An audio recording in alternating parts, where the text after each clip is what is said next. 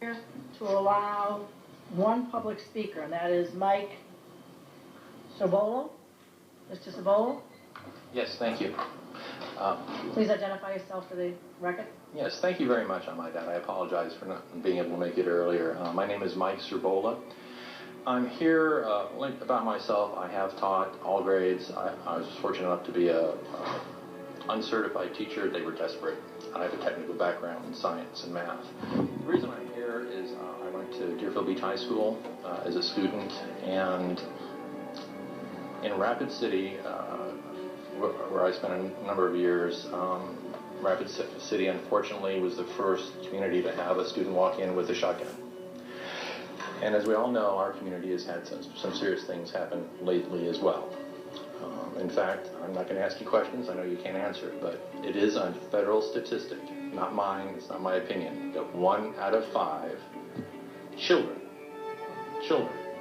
before reaching the age of 18 has been exposed to something that has met a degree of criminal prosecutability, not just something that would make a parent upset.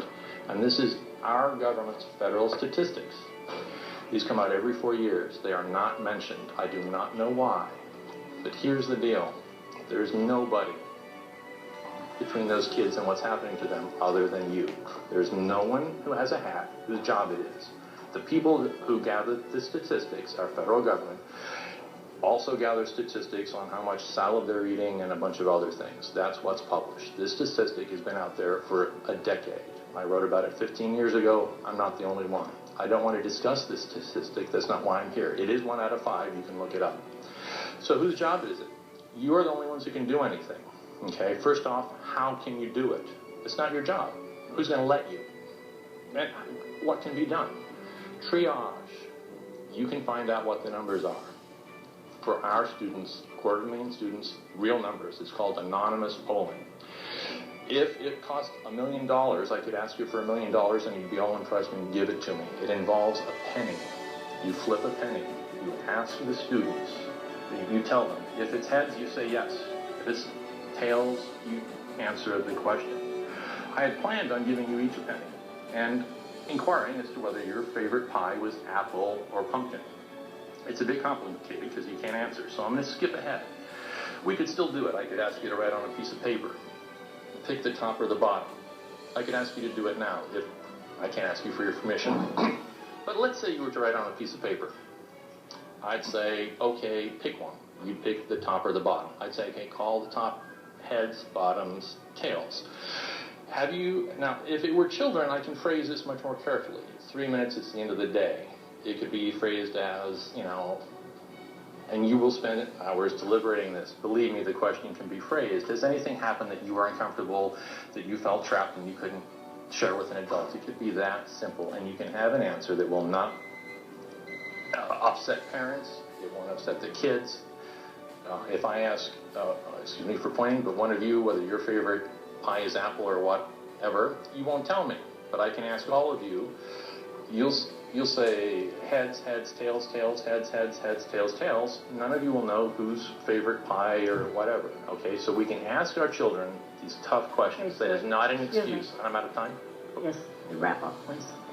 To wrap up, please consider, and perhaps we should have a discussion. We could have a meeting, board meetings, talk with you people, whatever is necessary. One thing I was very encouraged, you are all so motivated, and we're all talking about money. Please don't think about any of these things. It's not an issue of money.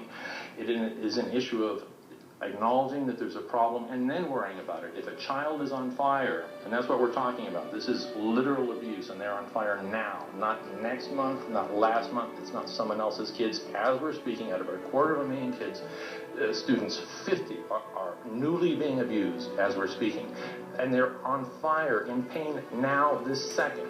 So it is not a matter of whose hat is it. The CDC quietly changed the rules on everyone and mentioned, oh, by the way, this is transmittable community-wise, not familially, not within families. But if you're born within a community that starts to exhibit these problems, culturally, our brains respond. I can be raised in a convent. My brain will respond to what your children do. Do you understand this? If you don't, you need to. It is your responsibility. It is not a matter of a child being abused and they'll get over it. It is a physical change. It is not that they are thinking short. Sir, They are short. Their legs have been cut off. Sorry. Flip the coin, please. I would love to talk to you at a later point about this. It is very important. All our kids, we can find out now what the real numbers are. Thank you. Thank you, sir. Okay. The business of the school board of Broward County is now complete, and I am adjourning this meeting. Thank you, everyone. A long day.